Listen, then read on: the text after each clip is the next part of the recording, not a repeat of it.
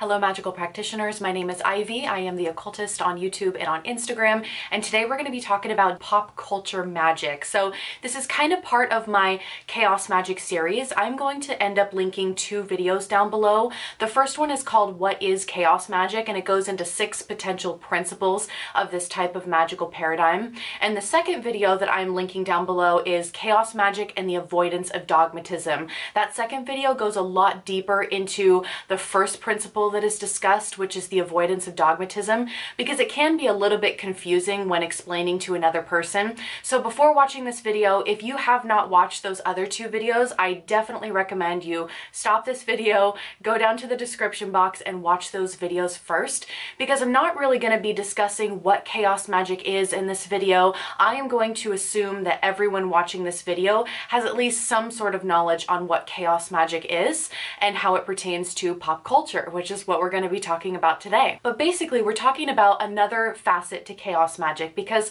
chaos magic is all about using belief as a tool for manifestation. That is one of the most important principles of chaos magic, in my opinion, is using that belief as a tool for manifestation. And so if you're just using your belief, then technically anything that you can get yourself to believe in is real. And so you get into this realm of pop culture magic, where sometimes people like to use fictional characters in their magical practice, or they may like to use the influence of video games or whatever. You get the idea here, and that's kind of some of the concepts that we're going to be exploring in this video. Now, this is totally uncharted territory. I don't personally know anybody else that does this except for myself.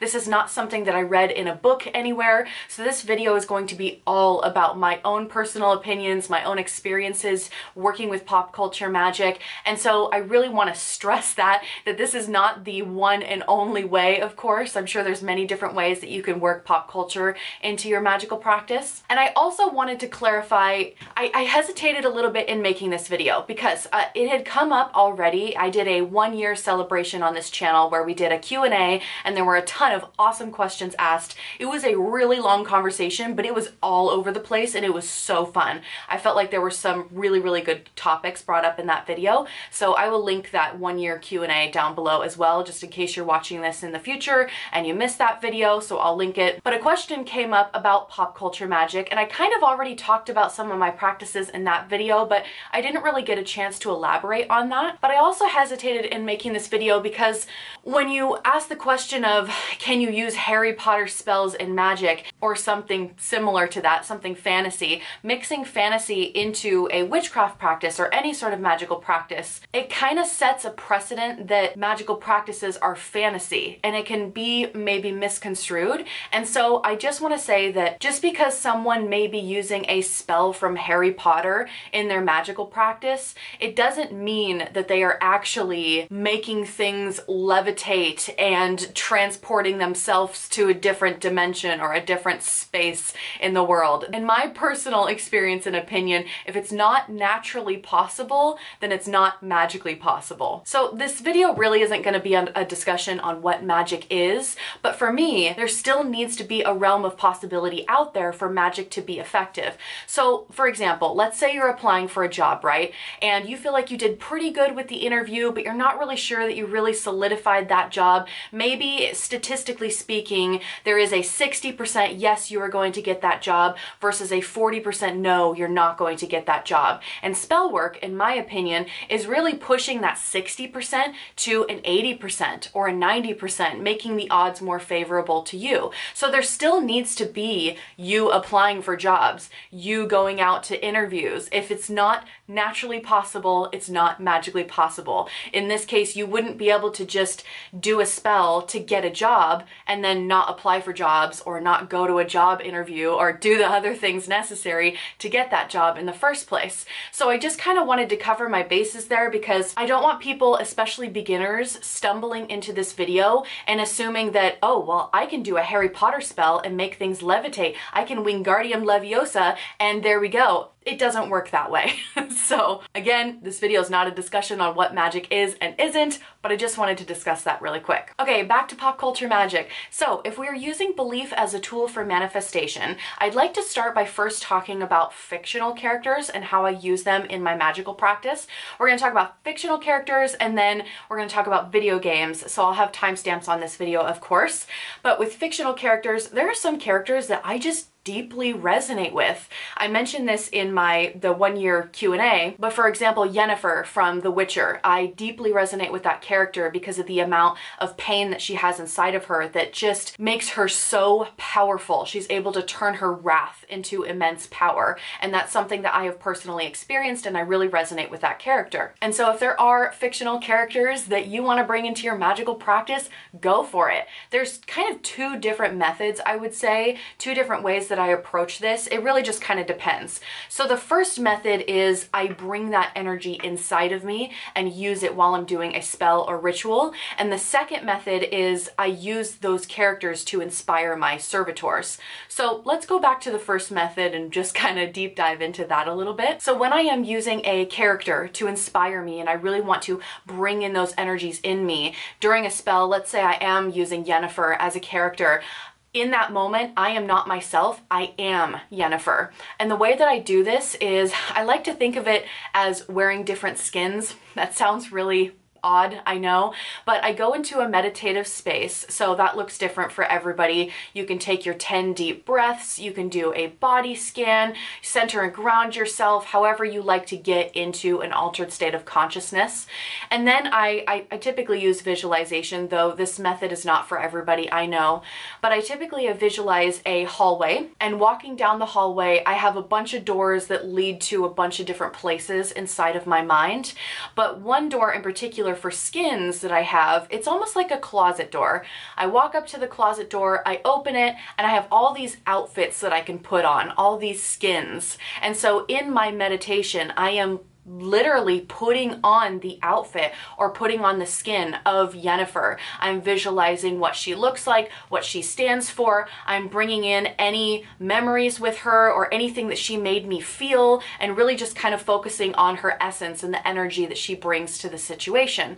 And so I put that skin on, and then I come out of my meditation, still kind of in a light, altered state of consciousness, and then I do my spell work as Yennefer in that moment. And I've done this with a lot more characters than just Yennefer, but I'm just using her as an example because I love her. But then at the end of spell work, what I would do is, you wrap up your spell work how you normally would.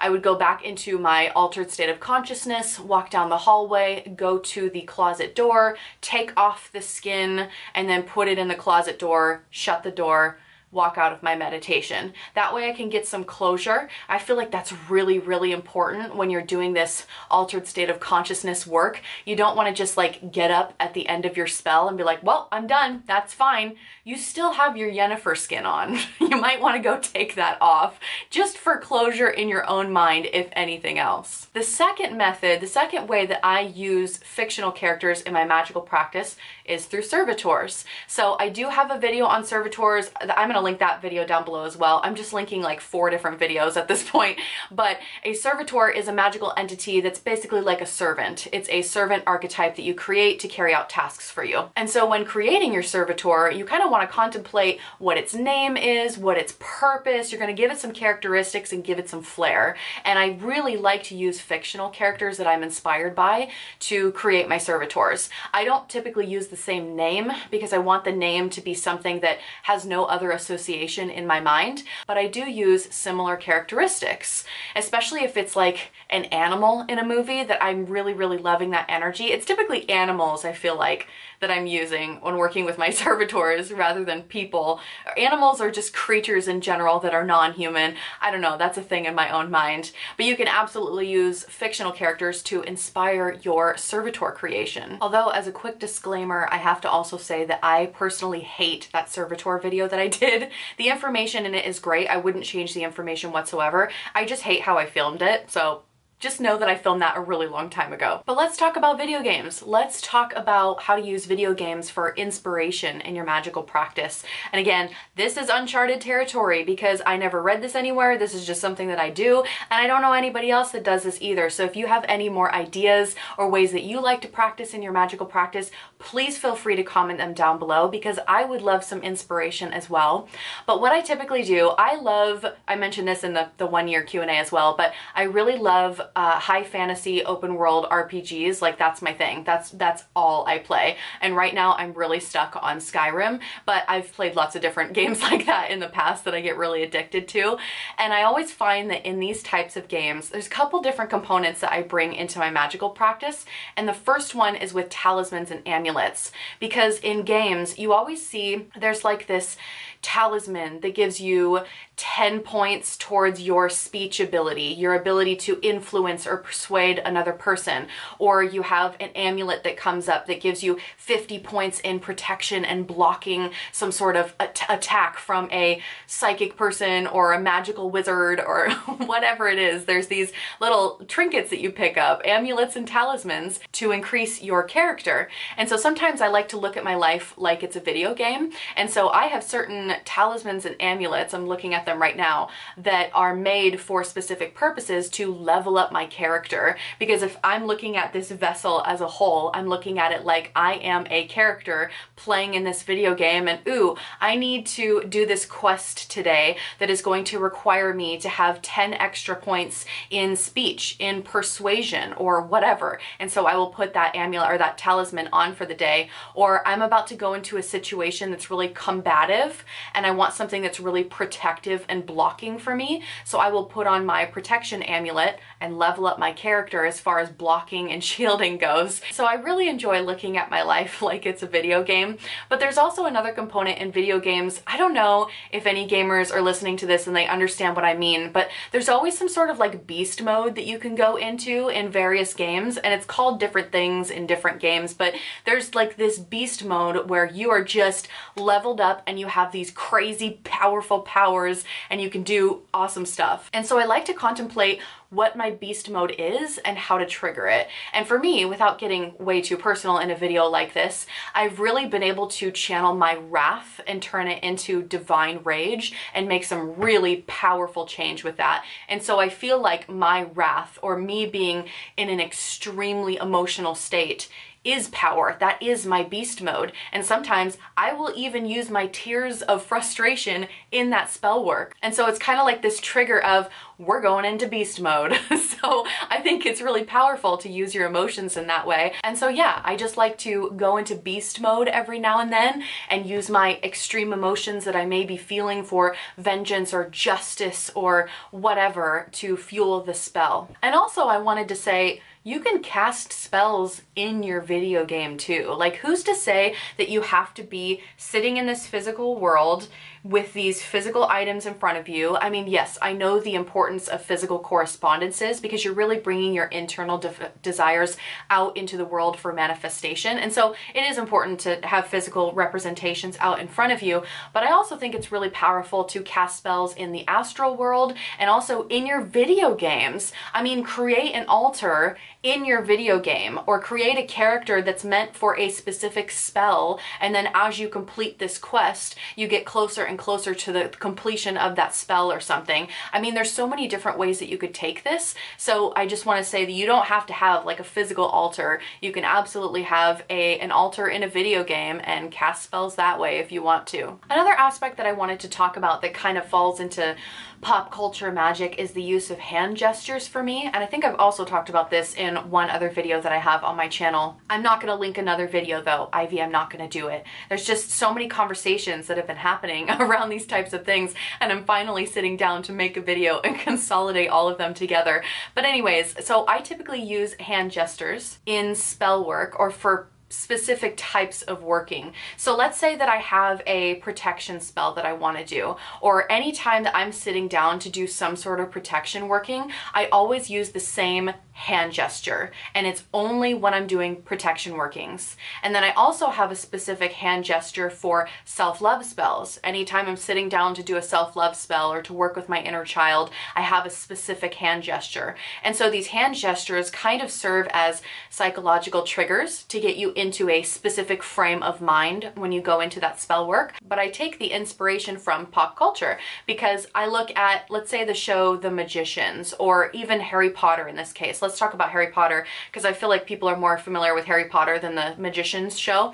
But they use hand gestures for specific spells. Like you have the Wingardium Leviosa, you have Ascendio, Nox, you know, whatever. There's a bunch of different Harry Potter spells. I think the Wingardium Leviosa one is probably the one that I can use the best to describe this because there is a movement where you go like this with it. There's that whole scene with Hermione. It's Leviosa, not Leviosa. So anyways, I use these hand gestures, and not necessarily like I'm waving a wand. I have specific, I'm not going to show you my personal hand gestures because it's very private, personal to my practice. And plus, you know, maybe it'll encourage you to make up your own hand gestures that work for you. So anyways, I have specific hand gestures that I do for specific types of workings. And it's almost like I'm speaking in a different language, which is really cool, but it's not necessarily, it's like my own personal sign language that I can use for different workings. And so I feel like this makes my magic a lot more efficient because, for example, let's say I'm going to, I already have this signal, this hand gesture that I've developed for protection specifically, and I've used it many times, so that signal has gained power in my mind. The more times that I use it, it becomes a stronger and stronger psychological trigger, and it becomes more associated with the energy of protection. And so let's say I have a candle, like a black candle that I want to use for protection. I don't have to go through a big elaborate consecration ceremony now to consecrate this black candle for protection because I already have a symbol that I can do right over it. I have a symbol that I can do right over that candle specifically for protection, and that's all I have to do. I don't personally care to do really long consecration ceremonies anymore, so if I want to dedicate an item for a specific task, I'm really going to be using these hand gestures to make it super quick and easy. And those hand gestures are really powerful because I've built up that power over many rituals over a long period of time. That's just my own personal experience. So I like taking the ideas of hand gestures from different TV shows and movies for my spell work. Like if I see somebody doing a movement that's really cool with their hands and it really speaks to me and I'm like, ooh, that seems like a really aggressive hand gesture that maybe I could use for some war magic or something, I'm gonna take that. And in the same frame of mind, I also like to use words and phrases and poems and things like that from movies that I find really powerful. So let's say you are watching a movie or a TV show on witches and they do a spell for whatever, and you just really like the way that they worded their spell, you can absolutely take that spell and use it in your magical practice. Who's to say that you can't do that? So that's one thing that I really love just for spell work inspiration when I really want to be able to chant something in my routines, because I'm not a poet. I'm not the best at writing my own spells. Sometimes I will write my own spells, but sometimes I like taking that inspiration as well. So that's kind of all I had to say about chaos magic and pop culture magic. I'm sure some additional ideas will pop in my mind as soon as I stop recording today, but that's just kind of the general gist of how I incorporate pop culture into my magical practice. But again, if anybody has additional ideas or inspiration, put them in the comments box below. Let's get like a little thread going so everybody can get inspiration from each other, because I love that. But anyways, I hope you enjoyed the video. I'll see you in another video soon. Bye.